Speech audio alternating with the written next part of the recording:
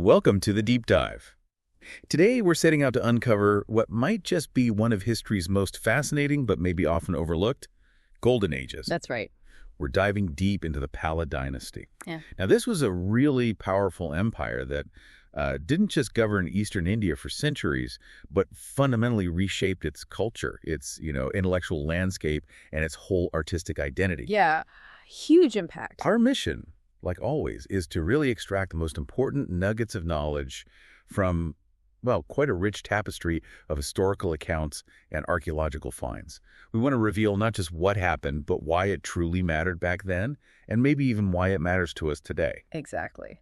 And for this deep dive, we've pieced together insights from quite a few different places. We're looking at ancient stone carvings, inscriptions. Like those famous ones. Yeah, Kalampur, Bhagalpur, others too. And records found on copper plates, detailed chronicles from different periods, even, interestingly, external perspectives from Tibetan historians. Oh, interesting. And, of course, you've got the tangible stuff, ancient coins, archaeological remains, that really help bring these stories to life. This kind of diverse approach, it lets us build a much more comprehensive understanding. We can connect the dots from multiple angles, giving, well, a pretty robust picture of this fascinating era. It's amazing, isn't it, how all these fragments kind of converge to paint such a vivid picture. Mm-hmm. And, okay, to set the stage for this incredible story, just imagine Bengal before the palace arrived. Right. We're talking about a period of intense political chaos, utter disintegration, really. Mm-hmm. So let's unpack that political scenario a bit. After the death of a prominent king who ruled the Gauda kingdom, he controlled Bengal for decades. The entire region just plunged into near anarchy. Yeah. And this wasn't just like a brief blip. We're talking about intense lawlessness that lasted for almost 100 years. 100 years. I know, characterized by just numerous small kingdoms constantly fighting for supremacy. It sounds absolutely exhausting, doesn't it? It really does, and it's a perfect example of what ancient texts actually called Matsyanya. Matsyanya. Yeah, literally, fish justice. Think about it. The larger fish prey on the smaller ones. Right. And that's precisely what was happening in Bengal, a complete breakdown of order where, might made right. Might made right. Wow. Which raises a really important question, doesn't it? How on earth did a powerful, stable empire manage to emerge from that kind of utter chaos and disintegration? It feels almost, well, counterintuitive. That is exactly where Gopala comes in. He's the founder of the Pala Empire back in the 8th century. Right. And what's truly remarkable is how he rose to power. According to some of these ancient records, the people themselves, they're described as the Prakrutis, maybe the leading citizens. They chose him. Elected, almost. Exactly, in what they called a heroic and laudable effort to end this Matsyanya. Here's the twist.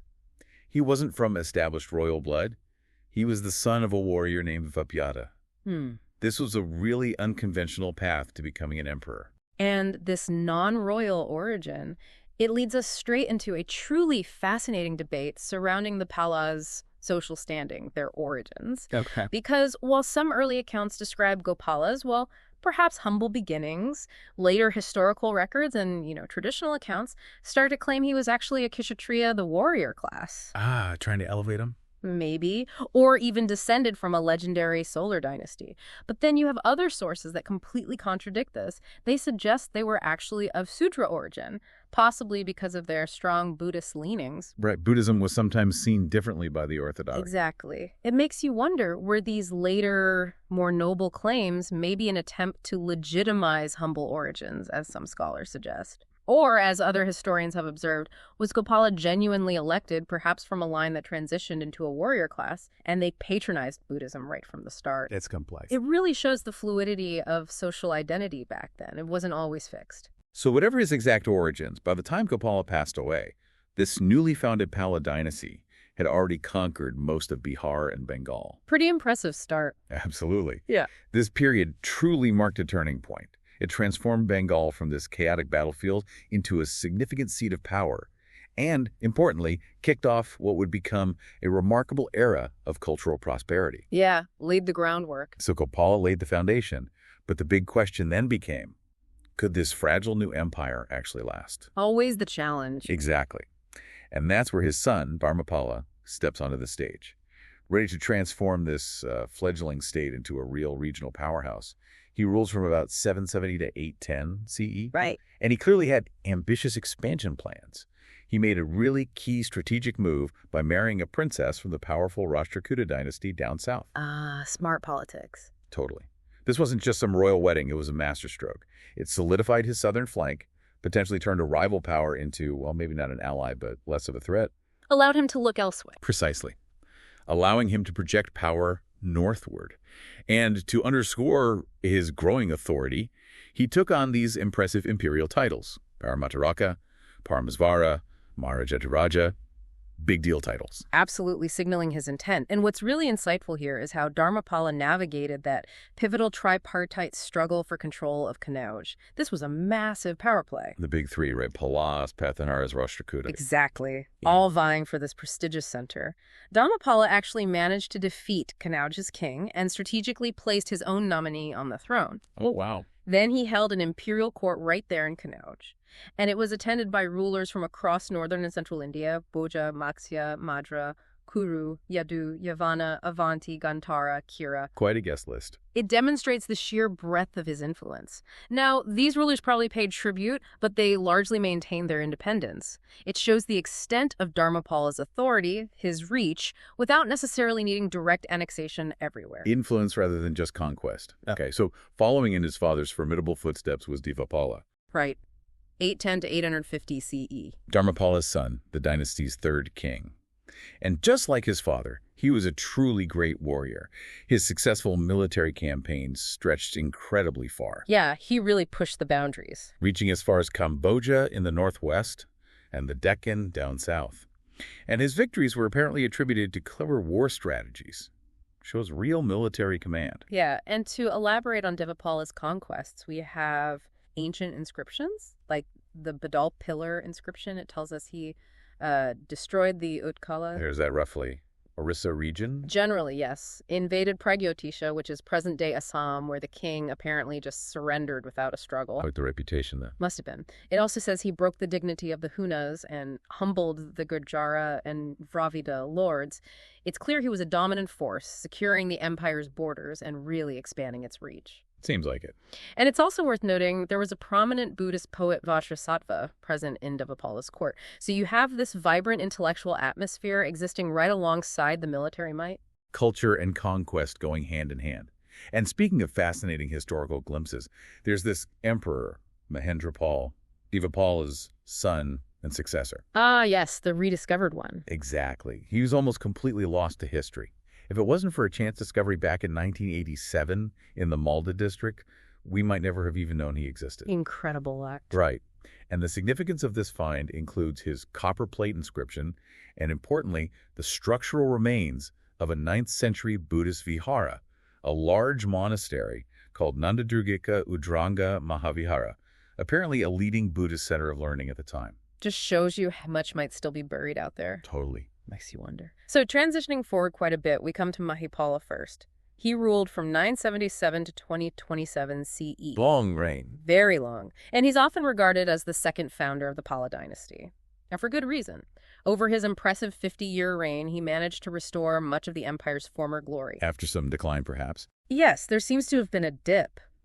Notably, he defeated these mountainous Kamboja and Chandra tribes who had encroached on Pala territory after Devapala's time. So he was reclaiming lost lands and strength for the dynasty. His impact sounds pretty significant then.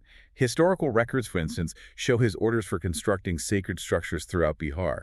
That demonstrates widespread patronage, right? Absolutely. Religious and political power intertwined. He renovated many temples and monasteries, built numerous votive stupas, those dome-shaped structures, often housing relics at important religious sites like the Tara Shrine in Satyaprabita. Spreading his influence through construction. And you can still see his enduring legacy in place names today like Mahiganj, Mahipur, Mahipaldeji, and his deeds were even remembered in ballads centuries later in the 16th century. Wow. Which really highlights the deep and lasting respect people must have had for him. That's a powerful testament. But despite Mahipala II's successes, a significant challenge emerged. The clash with the mighty Chola dynasty from the south. Ah, the Cholas, a major power. A very major power. In the early 11th century, around 1019 CE, the formidable forces of Rajendra Chola marched north through Kalinga defeated a local king there before reaching Bengal. Oh dear. And there, they decisively defeated Mahipala I and other Bengali monarchs, forcing them to accept Chola supremacy, at least temporarily. This expedition even saw the defeat of Dharmapala of Dandabukti, the last ruler of a related Kambojapala branch. So a serious setback. It was a clear demonstration of the shifting power dynamics and just how interconnected these regional empires were. You couldn't ignore powerful neighbors. Right.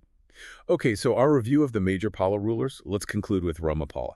Ramapala, another long reign at 172 to 1126 CE. That's 54 years. Remarkably long and successful, too. His time on the throne was marked by a series of successful military campaigns that expanded the kingdom again to Kamaripa, Orissa, northern India. Reasserting Pala power. Exactly. And he's particularly known for decisively crushing a significant uprising in the Virendra region, which was led by a local Kaivarta king named Bhima. Ah, yes, the Virendra Rebellion. Ramapala's victory over Bhima was apparently quite violent and absolute. He reclaimed ancestral lands by defeating him and his family pretty decisively. Sounds brutal. It likely was. But what's fascinating here is that this triumph seems to have ushered in a subsequent period of, well, relative peace and prosperity under his reign. So stability after conflict. Seems so. He implemented a liberal taxation policy, actively supported agriculture, invested in public utilities. His accomplishments were so celebrated that a famous historical work of the time, the Ramacharitam by Santiakaranandi, basically glorified his extensive efforts. Got his own epic poem, effectively. Pretty much. It cemented his legacy. So we've seen the rise, the expansion, the challenges. What does this all mean for the cultural landscape of this period?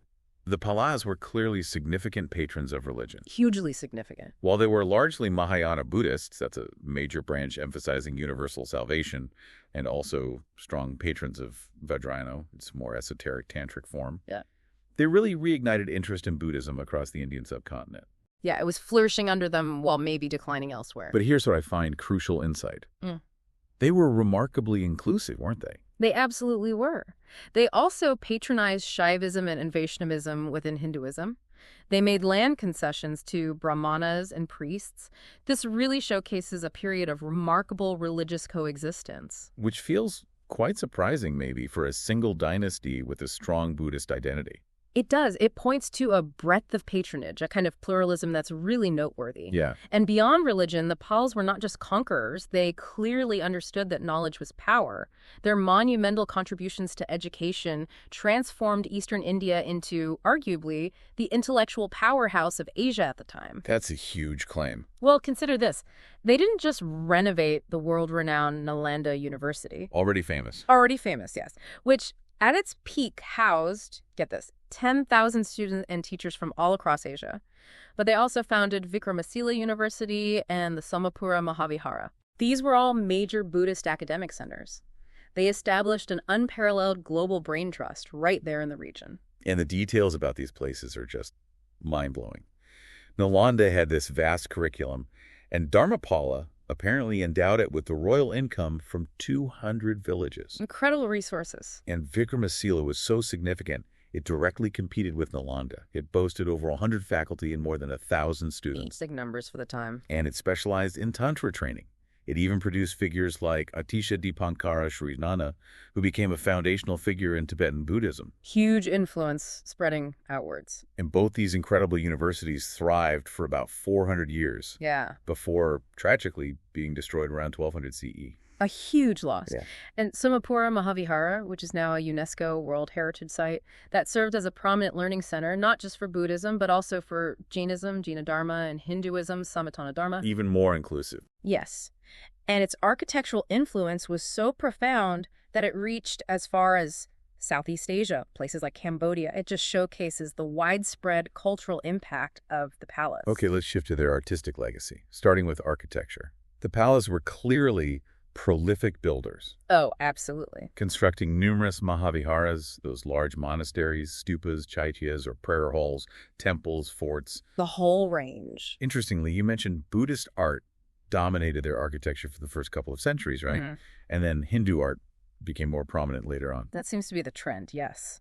We see this in the famous Mahaviharas like Nalanda, Vikramashila, and Somapura that we just talked about. Right. And these centers weren't just places of learning and worship, they also functioned as workshops. They were casting exquisite bronze figures there, and they were production hubs for illustrated palm leaf manuscript. Art factories, almost.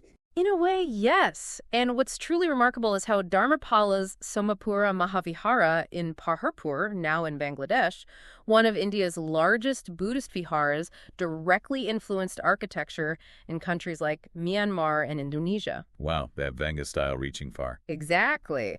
We also see this distinct regional style in their temples, and some unique examples, too, like a rock cave temple at Kahalgan featuring a striking South Indian-style gabled roof shows a fusion of different architectural ideas. Fascinating.